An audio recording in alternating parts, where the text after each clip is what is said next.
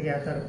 Seperti apa nih melihat sekarang lagi heboh nih kasus Mbah Slamet nih, dukun penggandaan uang di daerah Banjarnegara, Jawa Tengah. Begitu sadis membunuh 12 korban dengan cara meminumkan racun dan dikubur mayatnya. Seperti apa mungkin dari sisi psikologi Mbah Slamet sendiri sampai tega berbuat seperti itu? Ya, sekarang kepribadian orang kan berbeda. Perikemanusiaan orang juga berbeda, rasa tega terhadap orang lain juga berbeda. Namun sekarang pada umumnya banyak yang terlibat dalam kesulitan keuangan.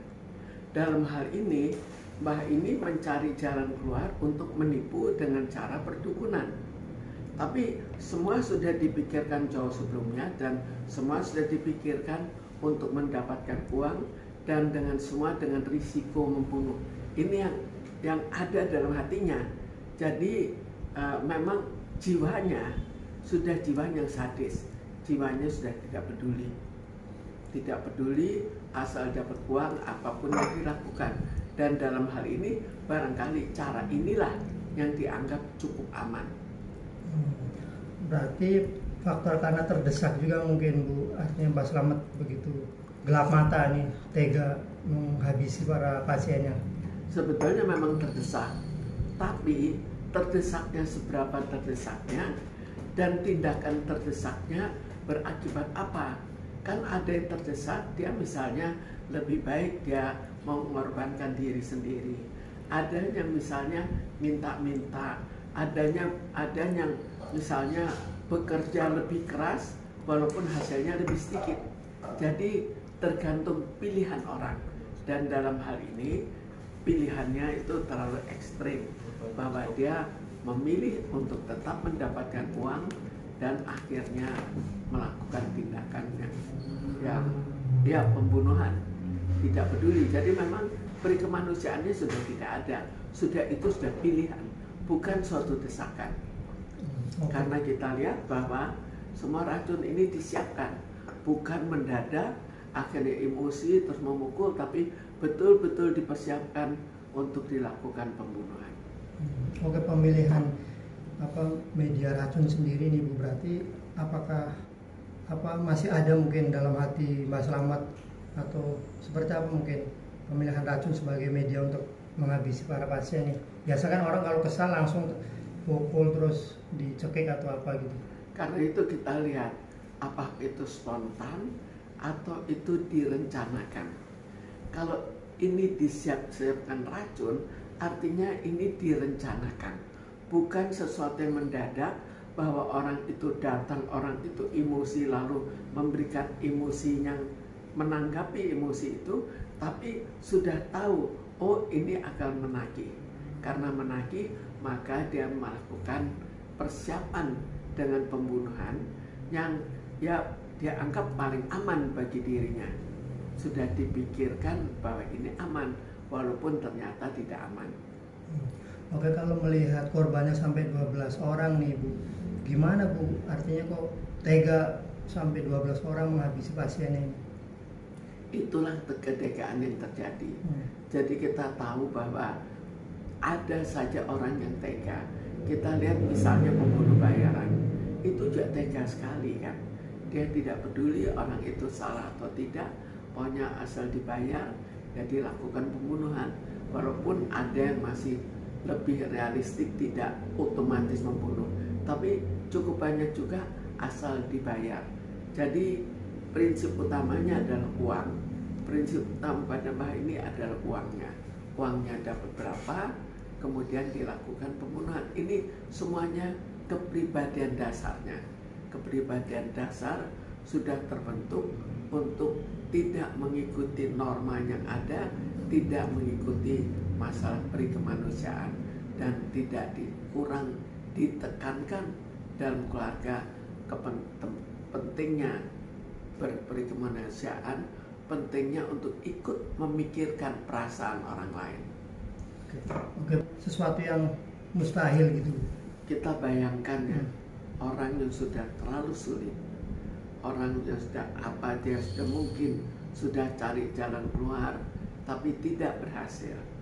Orang yang terlalu sulit ini kadang-kadang atau seringkali kalau dia terlalu memikirkan kesulitannya dan bukan mengatasi misalnya dengan ya hidup lebih sederhana dan mencari uang lebih banyak walaupun hanya sedikit, tapi akhirnya bagi mereka itu terlalu berharap, dan kalau harapan terlalu besar maka mereka juga mudah tergoda.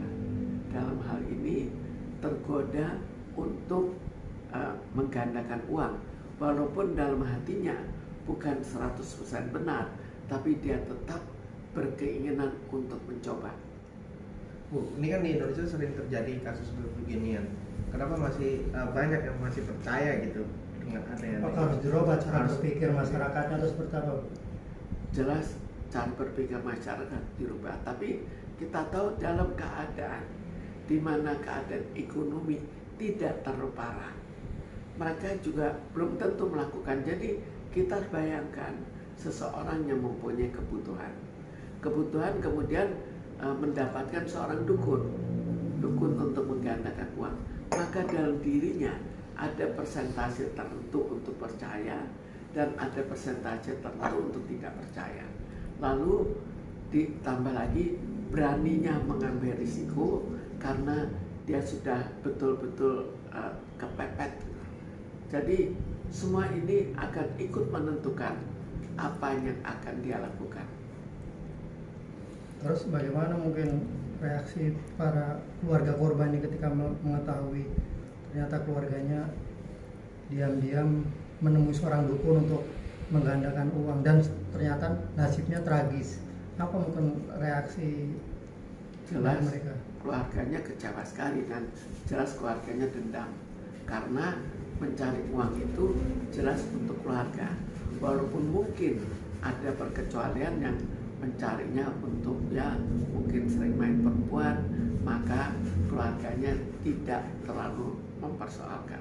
Tapi bagi yang betul-betul mencari uang itu untuk kepentingan keluarga, maka keluarga itu juga akan sangat sedih kenapa dia terpengaruh dan akan sangat dendam kenapa masalah begitu kok harus sampai pada pembunuhan.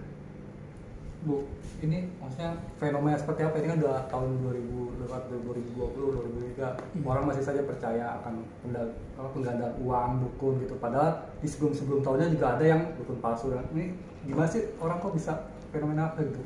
Ya, jadi ini sebetulnya lebih karena situasi keuangan yang terjadi sekarang. Jadi situasi kesulitan ekonomi. Dalam keadaan ekonomi yang terlalu parah, maka banyak hal yang akan dilakukan.